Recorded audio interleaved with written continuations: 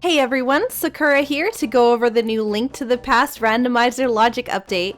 The devs just released version 8, logic version 23.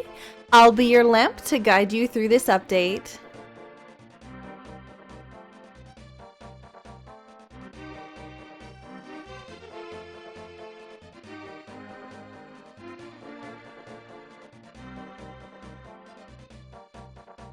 For our first update, we have 3 new sprites available to play with. We have Zora, Samus, and Boo. Be sure to play with their Dark World and Death animations as you will not be disappointed. Our second update is that the Mantle in the throne room of Hyrule Castle can now be moved without Zelda, only after you've returned her safely to the sanctuary. This will allow the progressive gloves to be placed in any of the chests in here, as there no longer is any worry of soft locking if you don't get bombs on your first pass through.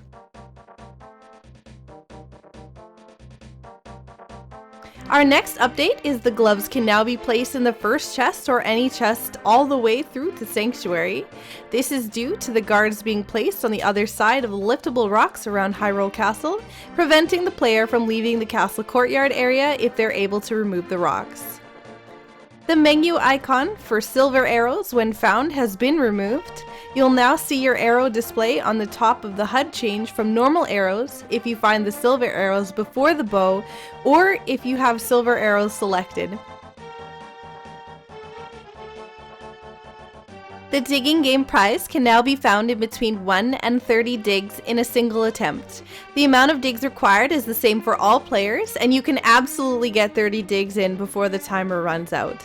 Please note that digs do not carry over between sessions, so if you leave the digging game and come back, your dig count starts again at 0.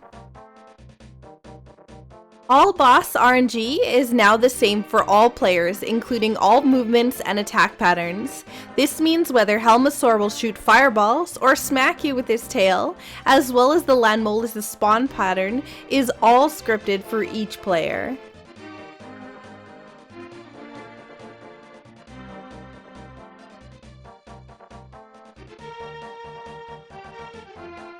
Get hyped guys, because the new Swordless Mode has now been implemented.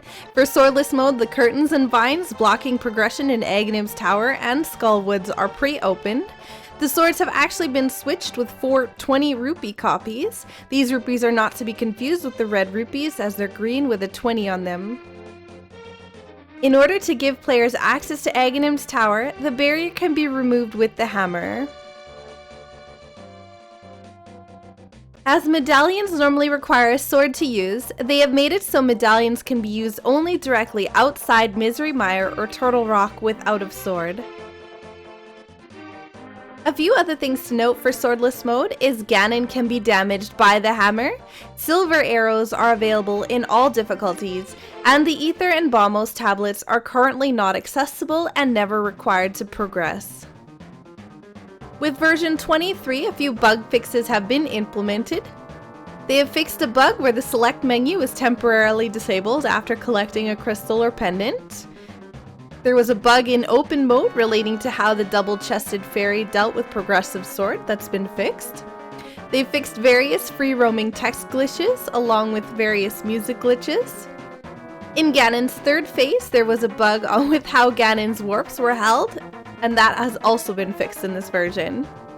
A few Swordless Mode glitches have also been repaired, including fixing the stats to correctly track Swordless boss kills, fixing a bug where the bunny was all black in Swordless, and they fixed a bug where Trinex's graphics were glitchy in Swordless. Ganon is now invincible in the all dungeons goal until all dungeons, including Aghanim's Tower, have been completed.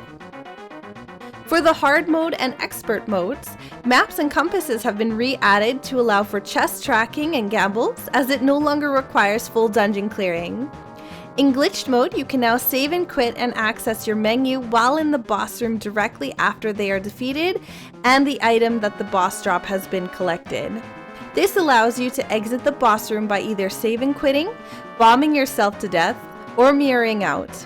This allows the logic to cater for duping, pendants and crystals along dungeons without the possibility of locking yourself out of a required item.